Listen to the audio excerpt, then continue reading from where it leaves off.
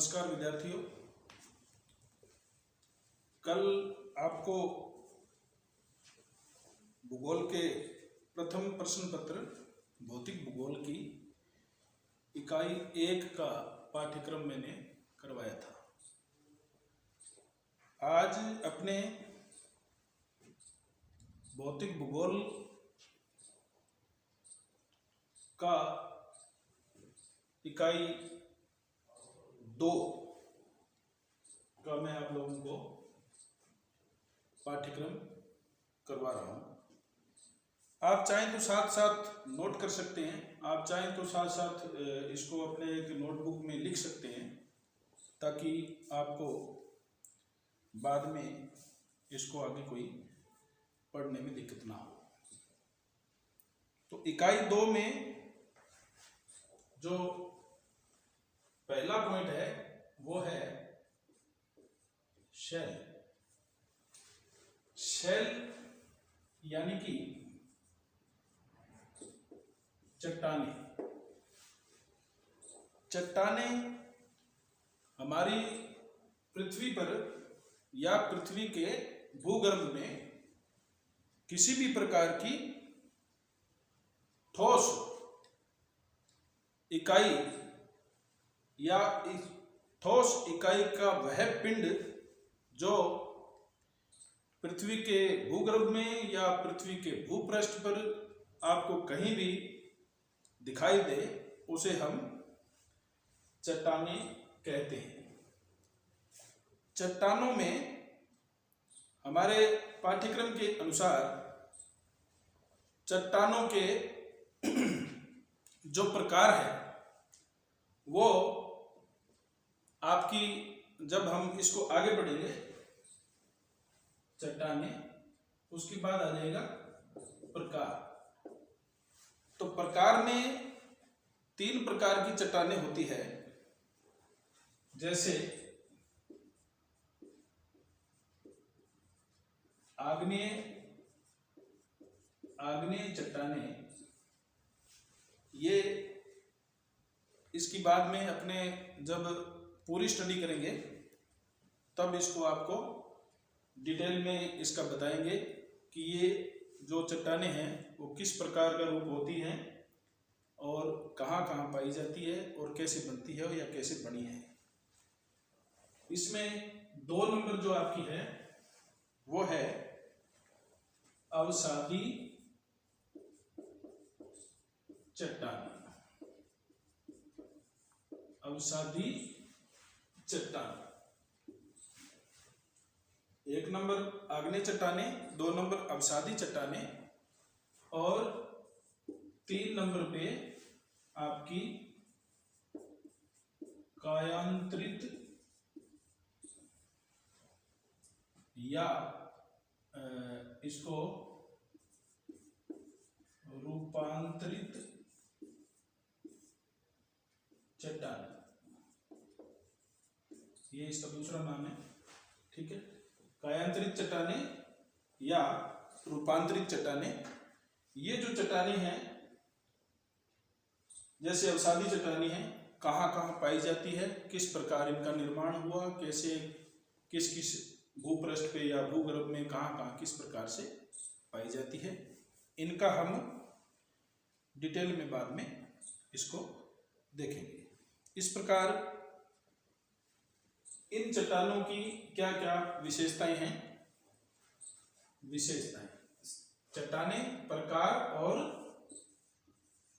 विशेषताएं। इस प्रकार जो आपकी शैल या चट्टानें, फिर चट्टानों के प्रकार, ये प्रकार आ जाएंगे। उसके बाद इनकी डिटेल में विस्तृत रूप में हम इसको आगे देखेंगे, ये सिलेबस के अकॉर्डिंग ही अपने चलना है।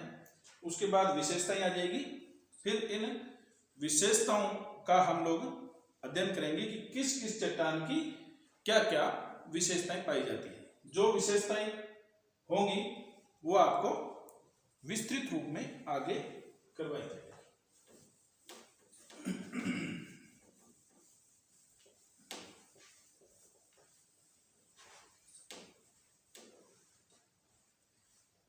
चट्टानों के बाद में जो आगे का एक टॉपिक आएगा वो होता है अपक्षय। अपक्षय और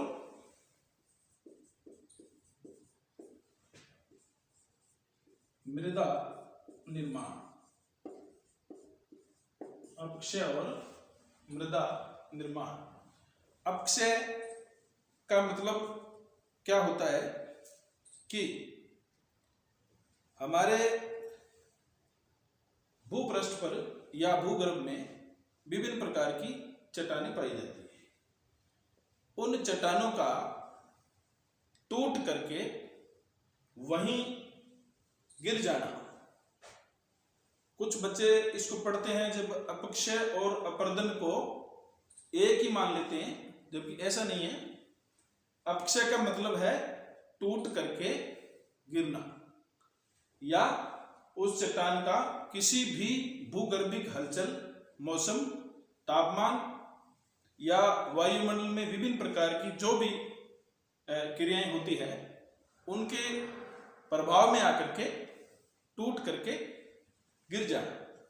और अपर्दन जो होता है उसको हम बाद में पढ़ेंगे, लेकिन अपर्दन का मतलब होता है कि किसी भी भूगर्भिक हलचल, मौसम, वायु, वर्षा या किसी भी प्रकार से उस टूटी हुई चट्टान का किसी भी माध्यम से एक स्थान से दूसरे स्थान पे चले जाना अपर्दन कहलाता है। तो अभी हम लोग अपक्षय के बारे में पढ़ रहे हैं, या मैं आपको इस सिलेबस के बारे में अपक्षय के बारे में बता रहा हूं। अपक्षय किसी चट्टान का टूटकर वहीं गिर जाना अपक्षय कहलाता है। इसकी डिटेल में जब हम लोग पढ़ेंगे तो फिर जैसे जैसे आगे जो जो आएगा वो आपको सिलेबस के अकॉर्डिंग आपको करवा दिया जाएगा। उसके बाद है मृदा का निर्माण।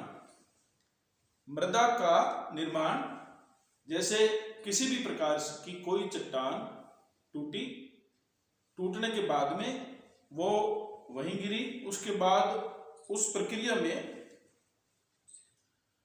लाखों हजारों साल लग जाते हैं कि वो टूट करके बिल्कुल महीन बन करके, या मिट्टी का निर्माण या मृदा का निर्माण होने में बहुत समय लगता है। जैसे किसी भी प्रकार की कोई वनस्पति है, कोई पशु पक्षी जीव जंतु या किसी भी प्रकार की जो हमारी पृथ्वी पे या कहीं भी हमारे वातावरण में, पर्यावरण में जहां भी आप देखते हो मिट्टी है, घास है, वनस्पति है, कुछ भी है, वो टूटा गिरा, उसके बाद जैसे सड़ा गला, बहुत सी प्रक्रियाएं इसमें आती है, उसके बाद में मृदा का निर्माण होता है। तो इस प्रकार से फिर मृदा का निर्माण होता है। ये हम आपको आगे की जो क्लासेस होंगी जब आपको डिटेल में कराएंगे। अभी मैं पुनः आपको ये बता दूं कि ये महाराजा गंगा सिंह विश्वविद्यालय के जो हमारा पाठ्यक्रम है, हमारा सिलेबस है, वो मैं आपको करवा रहा हूँ। अभी सिलेबस के बाद में इसकी डिटेल में हम लोग आगे सारी की सारी पढ़ाई करेंगे। उसके बाद है भू संचालन।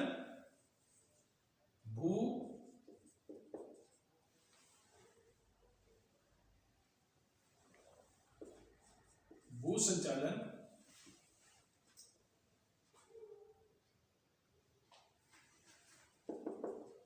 पटल विरूपण,